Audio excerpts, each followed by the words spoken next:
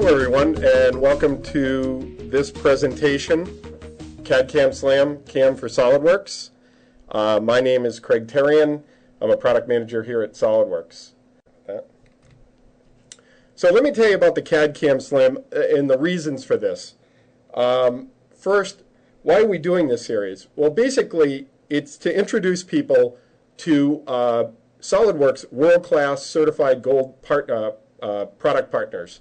And specifically here, we're focusing on CAM because this seems to be the area that more people are interested than any other area in our partner site. People need to manufacture the parts that they design, so naturally they tend to go to that area more than anywhere else on our site. The idea of this is to let you see not only how SolidWorks and our gold partners work together, how tight this integration is, but also to let you evaluate these different partners that we have. And today we're lucky to have a great partner, SolidCAM, with us, and you'll see a demonstration of their product and also hear some of the features and benefits of using SolidCAM. What you will see, so you're going to see SolidCAM. You're going to see what we call seamlessly integrated CAD and CAM design. And what that means is you're going to see SolidCAM, the CAM product, running directly inside SolidWorks, which makes it more of a natural fit, where if you're already familiar with SolidWorks, it makes an easy transition to SolidCAM. The other advantage is you'll be able to jump back and forth between design and manufacturing, because that's something that you often have to do. You have to tweak your design to make it manufacturable, and you can jump right back into manufacturing. As far as benefits, first you're going to see how you can dramatically improve communications between design and manufacturing, mainly by eliminating the translation and the rebuild errors that you normally would have if you don't have an integrated system. In other words, if you can't make a change to that model and have the CAM toolpaths update, then you'll have to do some rebuilding, some remodeling, some export and some import, and you're wasting time by doing that. You'll be able to incorporate design changes later in the cycle, especially when it comes to things like consumer product design. People are making changes up to the last minute. So you can now be able to bring in those changes, incorporate the design changes, whether you're doing them yourself, whether somebody's doing them internally in the company, or whether one of your customers who uses SolidWorks is making the changes and sending you the models. Either way, it would work. Ultimately, we're aiming at shortening product delivery times, and we're also looking to reduce rework and scrap and actually get you a better quality manufactured part in the end. Okay? So just so that you know where the partner information is on the SolidWorks website, all right, if you go looking for partner info, you can go right on our main page. There's a search box that you can go to, and you can just type in the name of any product that you're looking for, and what it will do is give you a list of information, a direct link for where that product can be found on our site, that partner product. Or if you want, you can navigate through and you can go to products and partner products, and then there's more advanced search tools there that you can use to refine your search. All right, maybe if you don't know exactly what the partner name is, but you know what kind of product, is it a CAM product or whatever? Are you looking for gold certified products, which means products that are completely integrated into SolidWorks?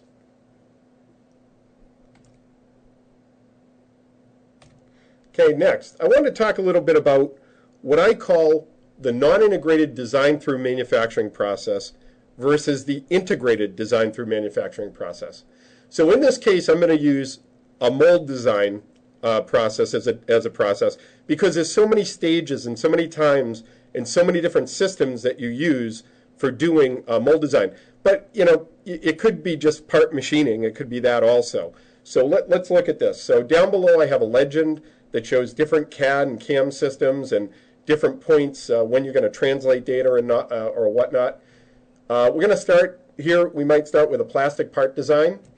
Well, the first thing you have to do is get that into your mold design software, so whatever software you're using for mold design. And typically you're going to find things like draft issues. If you're doing mold design and tooling design, you're going to find problems with the model that you have to fix. So whether you fix those problems in your system or you go back to your customer and ask them to fix there, either way, you start to have a little bit of a disconnect because you've got this import thing that you had to do, which kind of breaks the link back to the original model. Then the next thing is I might design some inserts. If I'm lucky enough, I can do it all in the same system. Some people are using other systems to do their drawings or do their mold bases, so you might send it out and send it to another system there. There's another import repair that you have to do. You have to, the data now is, you have this big chain of import and translations and exports and imports that are now going on. You're complicating that process. Now I'm going to CAM. Now I import and export again. I break the link again, all right? Now, yeah, some people say, well, I can live with that system. But what happens when the inevitable thing happens and a design change comes along and the whole process has to start all over again, all right? And this is the killer. This is where you really feel the pain in a non-integrated design process. So a non-integrated design process creates data translation barriers. It hurts data accuracy. It puts data accuracy in jeopardy for two reasons. One is because you're importing and repairing or rebuilding geometry as you're going. The other thing is you don't always know what is the latest version of the model, because sometimes you might be tweaking the model for draft, fixing the model on your side once you've imported it into your system, but you're not telling your designer about it. You're tweaking the design and not telling your designer. So he's thinking he's getting one model and you're creating another model. You're going to actually manufacture something that looks different than the design. So data accuracy can be in jeopardy for two reasons. One is when you're importing and repairing data, you can tweak the geometry by accident. And secondly, as you're playing with drafts and things like that, you're putting features in that maybe the designer doesn't even know about. And now the manufactured part's going to look different. The other thing is you're thwarting or not enabling concurrent design, which means being able to start your manufacturing process and your tool pathing earlier in the design process. So if you're working on a concurrent system, that means design and manufacturing can be working at the same time, which ultimately you'll get your job done faster that way. And the other thing is that importing and repairing data is time consuming. I saw a study one time that a company did on mold design, import and repair, and they said that 70% of the time they spent using a CAD system was importing and repairing of data that was being translated between different systems. All right? So there's a lot of reasons why the non-integrated design process is inefficient. So let's look at and one last thing. It's expensive to maintain and train people on multiple systems. All right? As a CAD admin trying to maintain multiple systems, they might require different operating systems even, or they might all be at different levels, who knows. So it gets expensive, plus the training of people on all these different systems. The more similar the UIs are on these different products, the easier it will be for people to pick them up.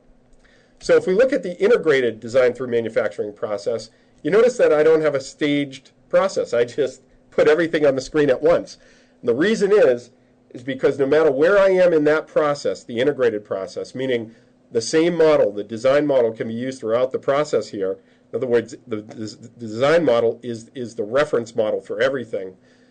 This is something that's more familiar with SolidWorks customers. You do a part design, you make a drawing, you make an assembly, you make a mold, you make the inserts, you make the pull some electrodes off the mold. All that stuff can be done in SolidWorks, all right?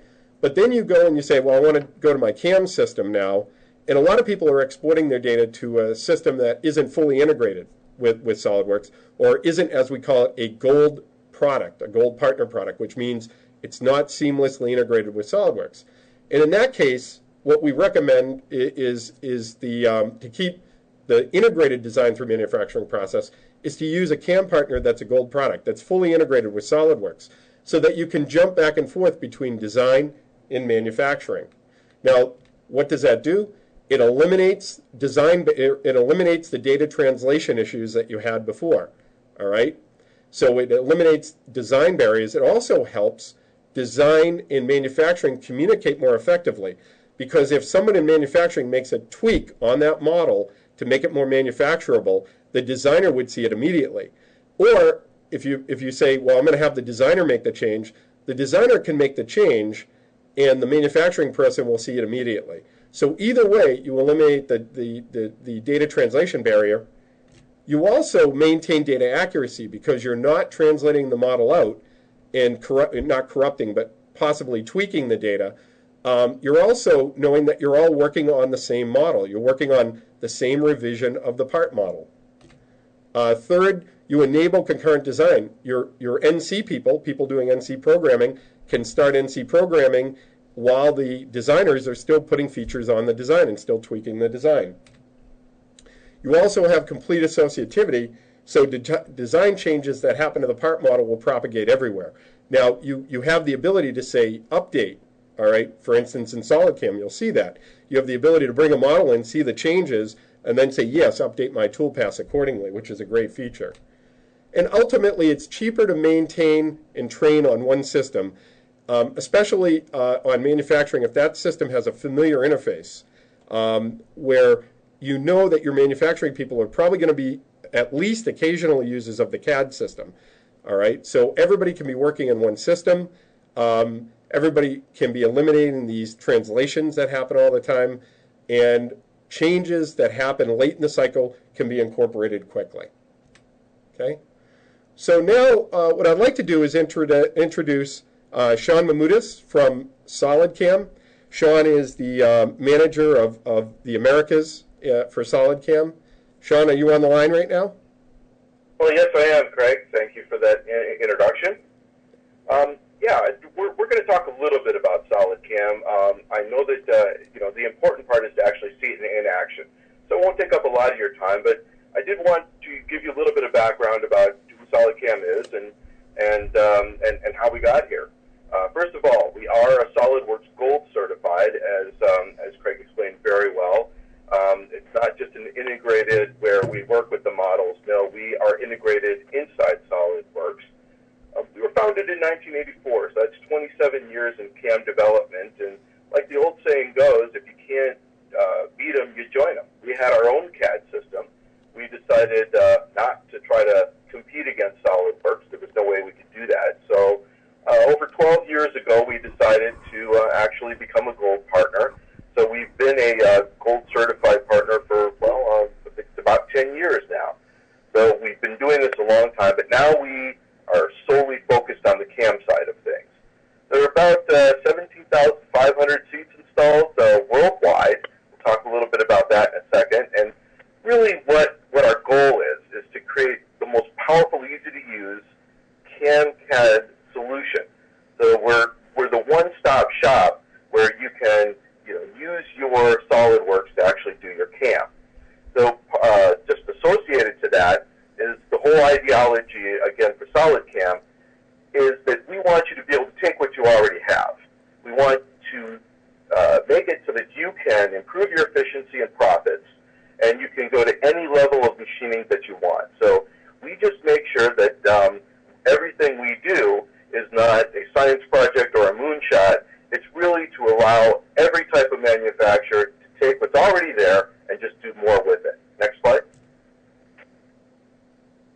Now, the big thing here is, and we've been saying this for a long time, but you never have to leave the SolidWorks window. And I think everyone is familiar with the benefits of that. But as we're showing the demonstration, please look around, and you'll notice that everything we do has the look and feel of the SolidWorks. And because you're not trying to juggle between different programs, you'll definitely see the immediate benefits. Next slide. So, of course, we're integrated into SolidWorks, and the big thing here is you can be integrated into SolidWorks. There are, other CAM gold partners, but our real stress here is that it has the SolidWorks look and feel. When you have that experience in SolidWorks, we don't want you to have to shift into a different mode and feel uncomfortable. If you know SolidWorks, you're going to really understand the CAM side of things because we've spent a lot of time following suit in terms of how SolidWorks works and the look and feel. So we have true associativity to SolidWorks of the actual design part. We work right off the database. So anything, people ask me all this all the time. what types of models can you use? And it's real simple. Any model that's in SolidWorks is going to be easily done in CAM. So you don't have to worry about that. If it comes into SolidWorks, it's going to be usable to run your CNC paths.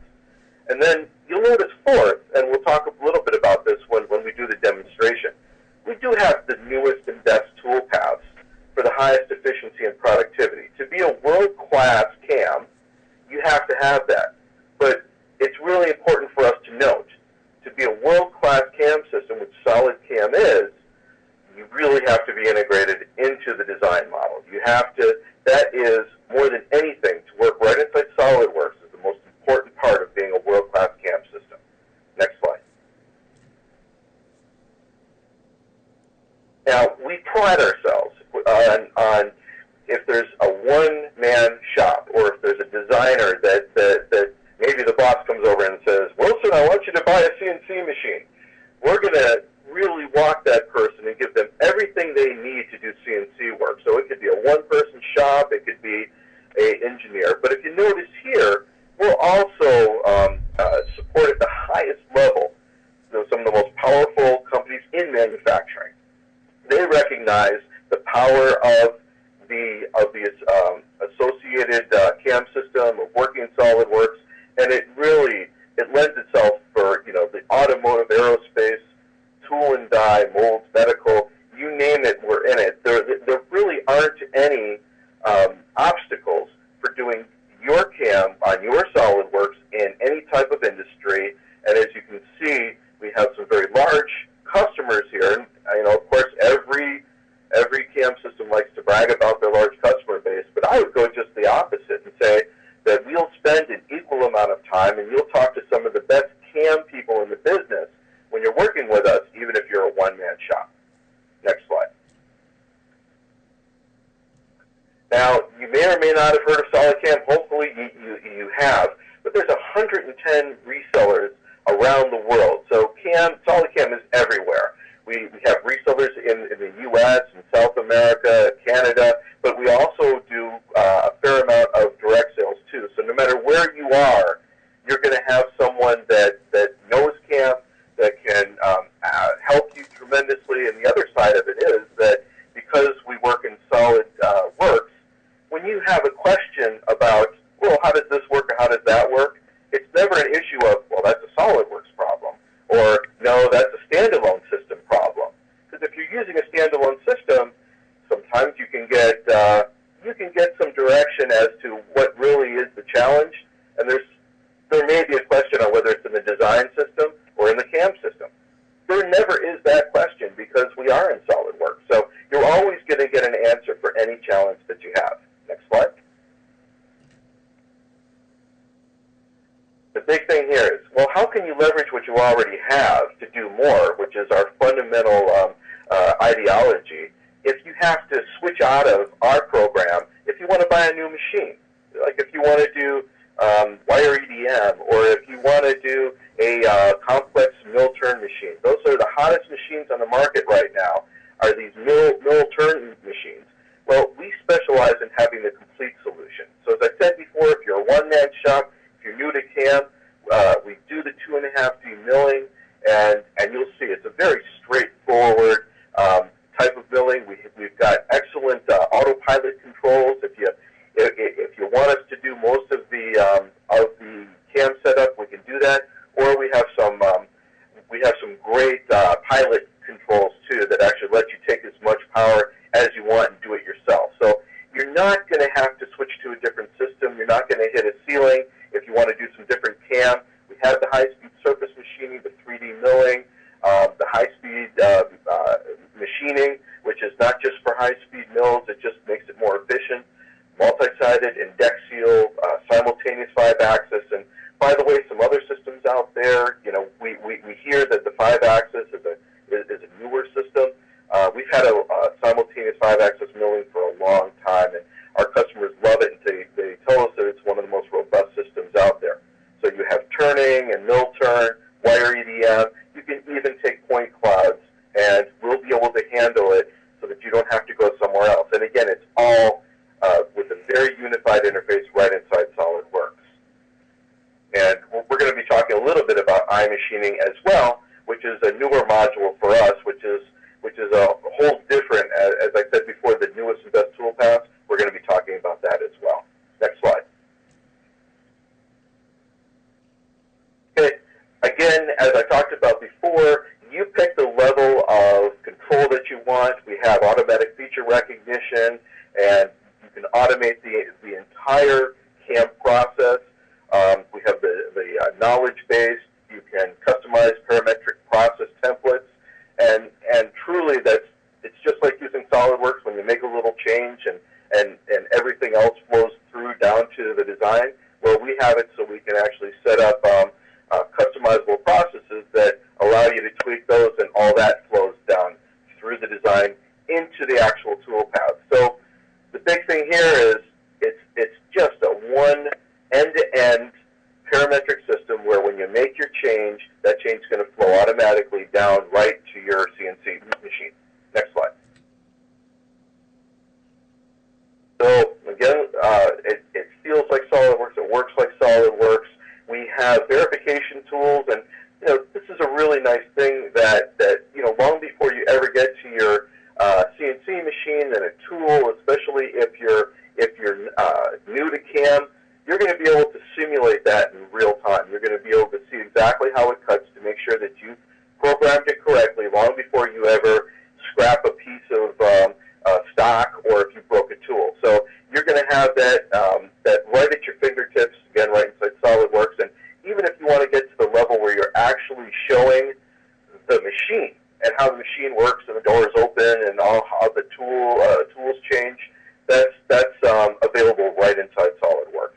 So, and we do generate, people ask, well, how do you get the code to the machine, or what's the end result? This is standard G code. So there is no mystery here or magic. We're just doing and replacing what a lot of people do right on their machine. So instead of standing at the controller and trying to generate the G code, we're actually doing that up front. And again, if you want to make changes, it's not like trying to have to remember, well, how did I do this or how did I do that? Next slide. We've been named by SimData as the fastest growing CAM vendor 5 out of the last 7 years. So we're growing extremely fast, and I liken a lot of that, or I attribute that to, again, just giving people that SolidWorks experience and just letting them do CAM right inside. And you'll see it's very straightforward. Next. Okay. So now we're going to be showing the demonstration. Sorry it took so long, but I hope you get a feel for who we are and what we do. But this is the nuts and bolts. And Ken's got 30-some years in CAM. Anyone that you talk with that's associated with the SolidCAM company, they're not just a software producer. We cut parts. We have people who cut parts. And just like you're seeing us on the screen here, when you're talking to one of our guys, you'll actually see your part on the screen, and we'll show you how to do it. So having said that, Ken, it is all yours. Well, thank you, Sean, and hi, everybody. This is Ken Merritt. I'm a Senior Application Engineer here at SolidCAM, and I'm going to take you through a couple of quick presentations. This first part, I really just want to show you how absolutely easy it is to take a SolidWorks model and put a toolpath on it. So we're going to take something really, really easy to work with here and really easy to show. Our CAM part over here, you'll notice that what we are, we're directly integrated into the SolidWorks UI. And so you have your feature tree, you have your properties manager, you have all your configurations management and everything like that. SolidCAM basically just assigns our own manager here in the browser. And this is where you're going to manage your toolpath. So we've got our setup section up here at the top, which is the CAM part definition. It includes machine ID, cord sys, stock, target model, all that kind of stuff, inherited settings. We also create a toolkit for the main job so that you're working with a toolkit specifically to this job. And then we've got some automatic procedures, geometry contains, all this kind of stuff. The operations section is where we really dig into the meat. So I'm going to right-click here and add an operation. Now you can see this is very easy to understand. It's all simple language from prismatic 2.5-axis features into our 3D milling functionalities and then on down into our 4 and 5 axis if your machine supports that. Now what I'm going to start with here is just a simple pocket. I just want to show you how easy it is to get started. I want to give you a little bit of a look and feel of what our UI looks like and what all of our dialogues look like. We start off with kind of a tree structure similar to what you see in a SolidWorks feature tree. We have a geometry page, we have a tool page, we have levels, we have technologies. And so as you go through here, you just simply fill things in. Like, for instance, I want to define the geometry. So the geometry of this one, again, we're not working with translated data. So we're not having to work with geometries created from the faces and set this top of the tab to be the bottom level of this particular pocket cut. Okay? And you'll notice that these two registers have turned red, indicating that this is now associative to the top face and to the top of the tab face. So if the design changes down the line, then these values are going to change along with that. I'm going to go ahead and set up 15 thousandths of stock, actually 15 thousandths of stock here to leave on it. And then we'll do a save and calculate, and I'll take you into simulate, and we'll go into the solid verification, and we'll see how quick and easy it is to create a simple process, a simple job path here inside SolidCAM. Now, that said, what we really want to focus on is we really want to focus on the idea of a mold and tool or mold and die type of an application. So I'm going to go ahead and close this and launch a new project that we're working with, and this will be a little bow fixture. And I want to kind of show you what we're doing here with this, and this will kind of come into clarity a little bit more as we go through this, but this is a little fixture that we're going to be using for holding a part, a plastic part. We're going to do some stress testing on that part. And so I kind of want to show you how we machined this, and then I want to go back and make some changes to this model and show you how the integrated process really benefits you in the end. Now, you'll notice that we've got a roughing toolpath on here, and this is roughing out. Notice the heavy step downs here, so we'd wind up leaving a fairly coarse staircasing on this. And again, when we look at this, even in a 3D toolpath, you're looking at the same look and feel as what we saw in the 2D pocket. Okay, so in this case, we choose from our roughing strategy, and then we choose our geometry. We set our tool. We set up constraint boundaries and passes. You know, I want to leave 20 thousandths of wall stock, for instance. Notice we have some pictures in here that kind of give you a look and feel of what that parameter is going to do for you. So I won't go through all of these parameters right now, but I'll go ahead and talk a little bit about what this does for you. Now, as I go into this toolpath here, I'm going to simply go in here and do a simulate on this, and I'm going to bring this up in the solid verification, and you're going to see that it's going to create the automatic stock update. This is a very, very powerful tool in SolidCAM in that we are always looking at what was previously cut by the earlier operation, so we know exactly where to drive the tool from in the current operation. And so you can see the heavy staircasing going on here. Now, with this operation, what I did is basically I took the previous operation, did a save and copy of it, and the only thing I'm really changing in here is on my passes page, I've told it to now use our adaptive step down. And with the adaptive step down, I can also set what that step down value is going to be, and I can compare that against the updated stock so that I minimize any possibility of error cutting. So we'll go ahead and show you what that toolpath looks like. And you can see that very efficient motion of the toolpath, reducing the staircasing, just slight number of passes where necessary, more numbers where it's wider, and very, very minimal error cutting in this toolpath.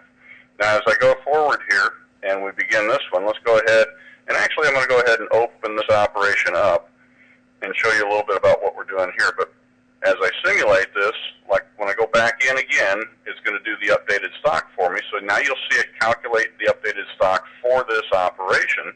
And this takes just a few seconds here for it to go through this and process it. It's figuring out where that last rest roughing operation did all of its processing. And this gives you the benefit, again, of making sure that the next operation in line is not going to waste a lot of time in air. We're going to optimize your cycle time. As Sean was talking about, you know, the latest and the greatest in toolpaths and best-in-class toolpath strategies, we're going to make sure we're not wasting your time on your machine any more than wasting time anywhere else in the process.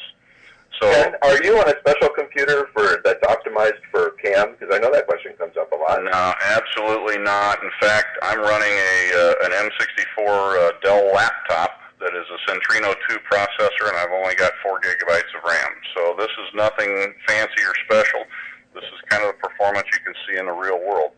Now, as you can see through this simulation, we've reduced that staircasing dramatically so that the finish tool, when it is applied against this, is not going to see uneven loading and unloading of the tool.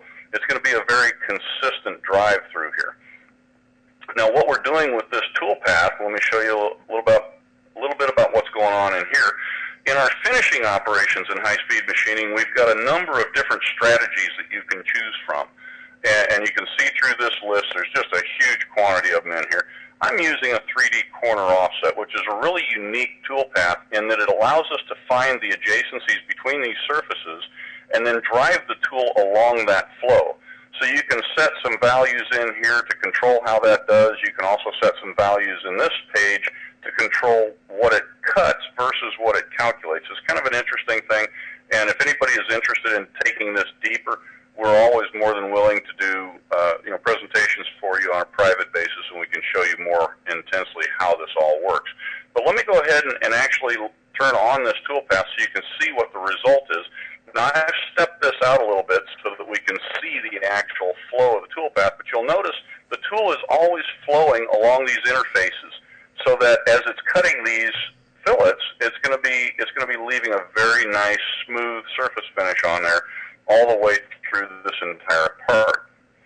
And that's kind of the goal of what we want to do. Now, as I go forward with this, one of the main things that I want to show you in here, I'm going to go ahead and close out of this CAM project for a minute, and I'm going to put myself in the engineer's position. And I'm going to go over and I'm going to open up this, the bow assembly right here. In this bow assembly, you can kind of see what we're doing. This is the handle and main body of a compound bow. And what the company wanted to do is they wanted to be able to clamp this end in a fixture and then grab a hold of it here and start stressing this back and forth and see what kind of failures they ran into. Now, what they actually ran into is that this rib right here was a little bit weak. It's a little too thin, and so right up near the maximum pressures that they wanted to achieve, they actually began to get some cracking in here, and so they needed to thicken that up. They also noticed that they got a little bit different shrinkage in the plastic than what they wanted to, and so they needed to work with that too. So the design engineering change that came down was, number one, to come into this feature here, and we're going to modify this thickness of the rib to 0.750 instead of 5/8 of an inch. So I'll go ahead and update that, and you'll see what that change is in here. Now, the other thing was the scale function, and so we're going to go in and we're going to add 0.05 to the scale feature here, and you'll see that this creates a complete shift in where this part interfaces with this fixture component. And so that became the really critical situation. We're going to save that, and we'll go ahead and update that, do the rebuild on it. We'll save all those models for that. The engineering department is going to put this away, call over to the programming department, and now the programming department has the opportunity to go in and take a look at what's going on with that. So in this bow fixture that we were just looking at, notice at first, what happens as we open this project is that SolidCAM recognizes immediately that the design model was changed and gives us the opportunity to make decisions on whether or not we want to incorporate those changes. Well, of course, in this case, I do. And so I'm going to bring that file in. Now, one of the first things you saw it kind of change position there. It updated that model. And we notice on the tree that we have the rebuild symbol on the target, and all three of these operations were affected by that rebuild. Now, as I turn this toolpath on that we were looking at earlier, you can see it's no longer in the right position, okay, with the model. You can see all these features here are out of position, and that's what we're going to be looking at fixing. But before we do that, one of the first things that I want to do is we've got an engineering change order on this, and I want to make sure that this has not adversely affected my component for machinability. So I'm going to right-click here and go to Edit. And then in my Evaluate functionality, I'm going to put this into a draft analysis. Again, the integrated power of using the SolidWorks features during our CAM process. I'm going to set this up for a 0.5 draft check, and then we'll pick the direction that we want the pole to go. And you can see very easily and quickly, on the bottom side, of course, the red is going to indicate a negative draft, but you'll notice through all of these walls, I have some zero draft going on here, which in this case for the fixture is what we want, because we want it to get a real good grip on that part. But I don't have any negative draft anywhere in here that I need to worry about. So that gives me the confidence now to go forward and begin working with the project and figure out what I need to do. Well, it's as simple as going in here and saying I want to synchronize my model, and then I want to go ahead and do a synchronize and calculate all of my tool paths that were affected by that. And the system will begin processing through these to build these tool paths to where we need them to be. And you can see it's already finished with the roughing operation. Now it's rebuilding the new stock update that we're going to have so that it knows exactly where, even in this changed condition, we want to make sure that we're cutting as minimal air cuts as we can possibly get away with in this situation. Now, Ken, you actually exited out of the model, and then you came back in. But a lot of people ask, do you have the capability of changing the model on the fly and having it synchronize and calculate all of this? Okay. Sure, absolutely. I could have just gone over here to the tree and done it. What I wanted to show is the fact that in a lot of companies you have two independent departments, and one department is working on the design model, and then they're processing that through whatever procedures they have in their company into the programming department, who is another group of people working on this. So the main thing I wanted to show you there is that even if the change is done outside the CAM project, the programmer is not left wondering what took place.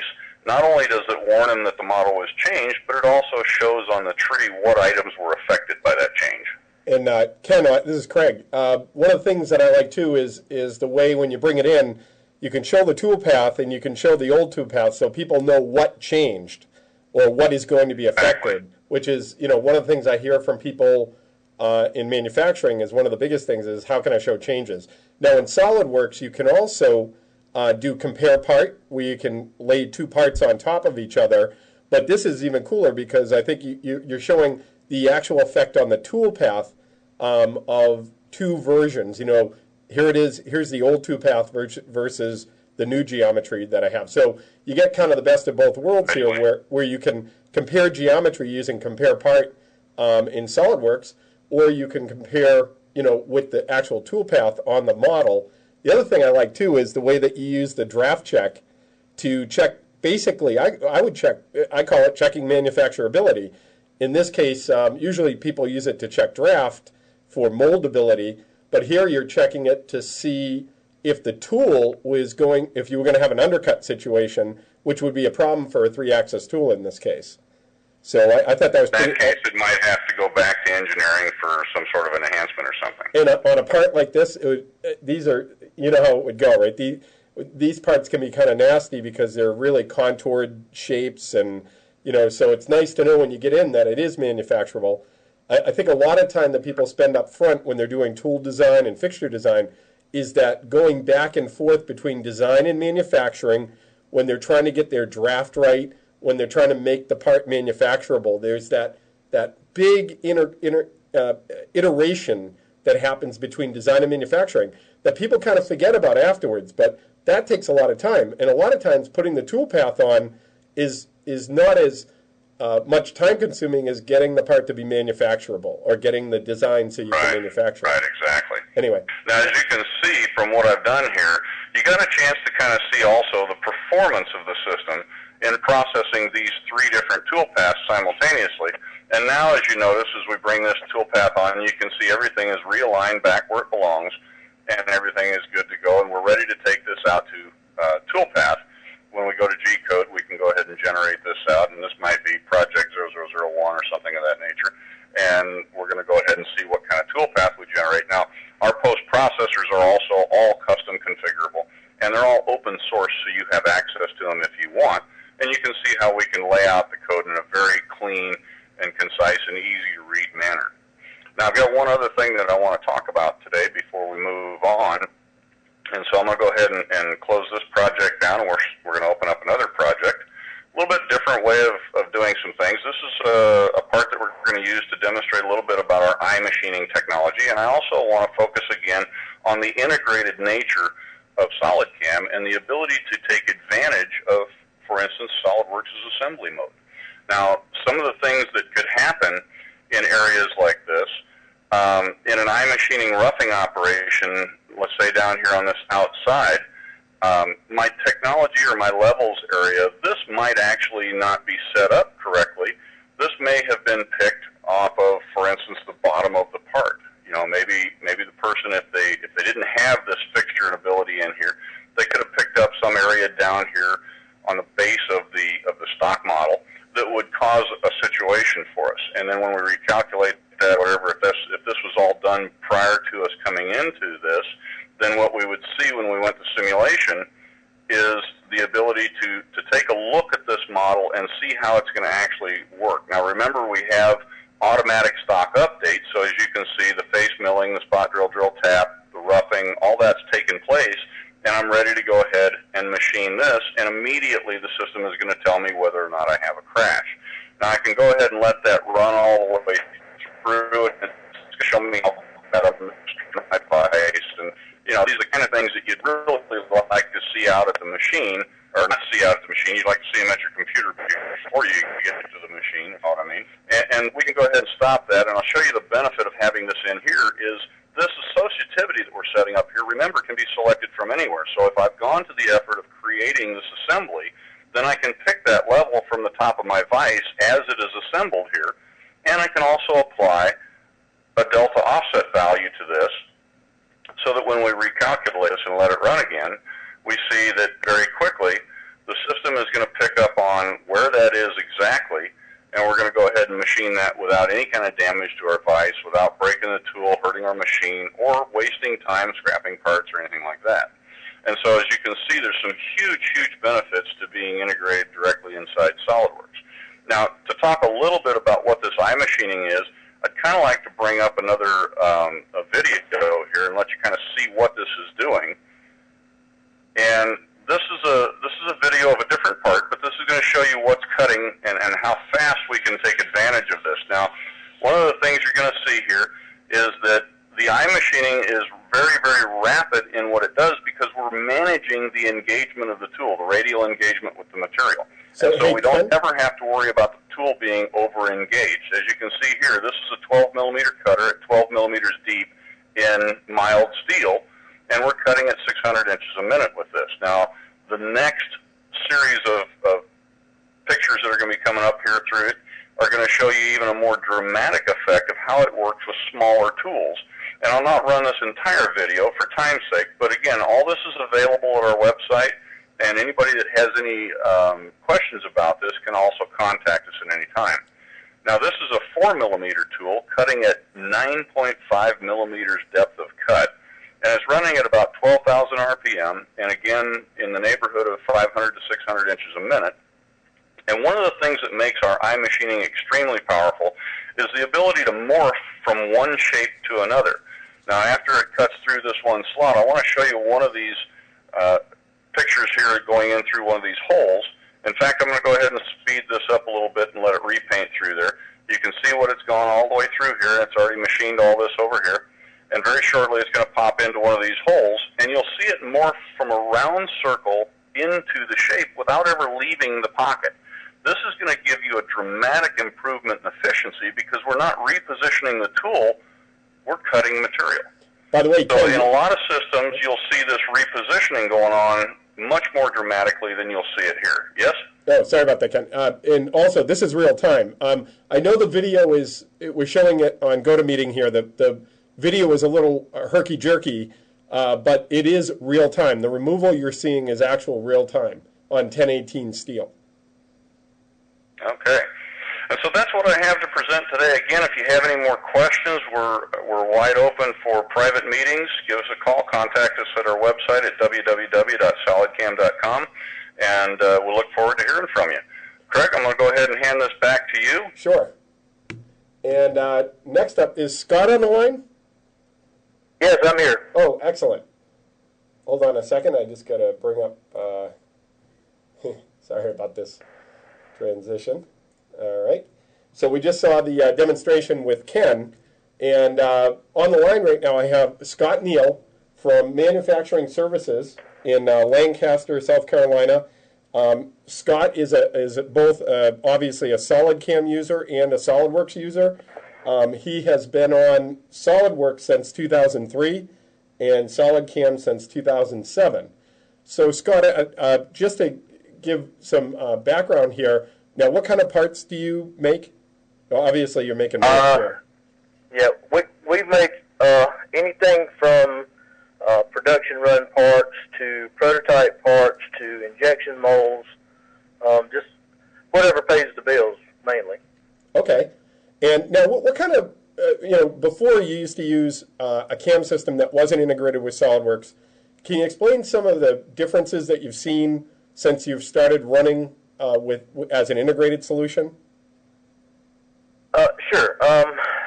One of the major things that has made us a little more efficient, actually a lot more efficient, is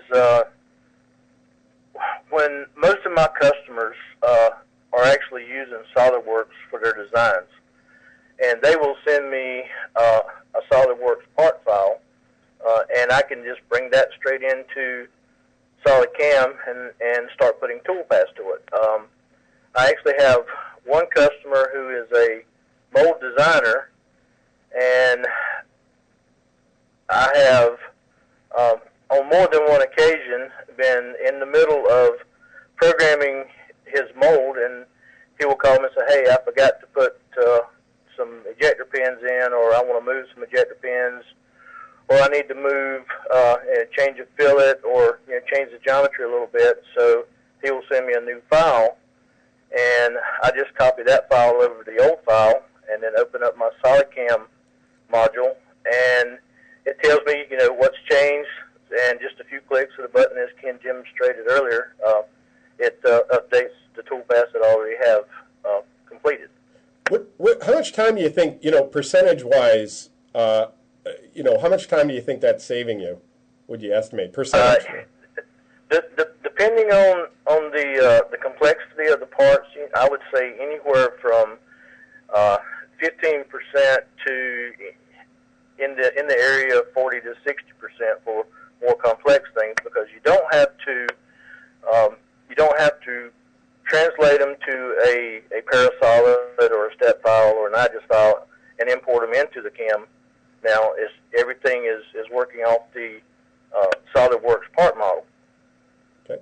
So it makes it a whole lot easier for, and you also don't have to worry about the geometry, any translations problems. Okay. And now, how about the familiarity you had, when you started to use SolidCAM, you had already known SolidWorks. What was that like, that learning curve, that time it took you to learn SolidCAM? Well, I've been using CAM softwares for over 20 years now, and changing from the one that I was using to SolidCAM, the learning curve was actually pretty short, because most of the toolpaths, pretty much industry-wide, are fairly similar on the basic toolpaths. So the only thing that I had to learn was the different names of the toolpaths, or just a few minor things. So within a couple of days, I was up and running, just like I was with the old software. And with it being in SolidWorks and everything just flowing as good as it does inside of SolidWorks, it made things a whole lot easier also. Great. Is there anything else you'd like to add? Well, like I say, we have done anything from prototype parts, which as most programmers know, you get one part. It takes a little while to get things set up and to program and to set the machines up and actually get the part off. And sometimes you run into things in the programs. Nobody's perfect, so sometimes you make mistakes. You make a cut in a part that wasn't supposed to be there, or make a pocket too deep, or so forth and so on. So it makes it a lot easier to go back and change things a whole lot quicker to get the program to the machine and start making chips. And how about from a manufacturer's, the fact that you can jump back and forth between SolidWorks and SolidCAM? I mean, do you do that much? Do you have to tweak the design to make it manufacturable? What about taking care of draft issues for your molded parts and things like that? I do that quite often. It makes everything being integrated, as Ken said earlier, or we can go inside of the SolidCAM module, and if I need to make just a little quick tweak to the model to make it where I can cut it, maybe add a draft or something here or there, I can do it inside of there. Or if I want to, if it's something that I'm going to be running a production on, I'll go outside, come into the SolidWorks model, and change it there, and then bring it back into SolidCAM. So everything, the flow is so efficient that it's just seamless. Great. Okay, Scott, I think we're running a little long here, so I really appreciate you being online and helping us out with some imagery and stuff, and your comments too. Thank you very much. I'd appreciate you asking me. Thanks. So we got about probably 5 or 6 more minutes. I want to do a summary and then open it up to questions. Let me do a quick summary first. So I think one of the key things that we want to get across in this presentation, 2 things, were the integrated CAD CAM solution versus a non-integrated way of doing things.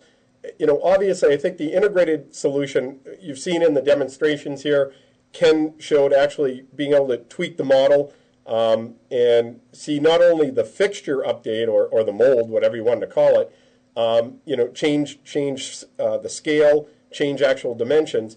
You can see how all that plays in, and then the CAM toolpaths update automatically. And you can see how dramatic a time savings that would be. Also the fact that you're eliminating all that import and repair that you'd have to do. You're also working on the same model that the designer is, so you never have to worry about the model being out of revision. It's always the same one that they're working on. You also, what I like too, is you saw the ability to go in, see the change before you implement it. I think that's really critical for manufacturing because so many things can be affected. So you can use, compare part in SolidWorks. You can also do things like manufacturability checks like draft check and things like that, geometry checks. But you can also show the toolpaths on top of the part and then see them change. For more information and to see other screencasts in this series, please go to solidworks.com/choose or contact your local SolidWorks reseller.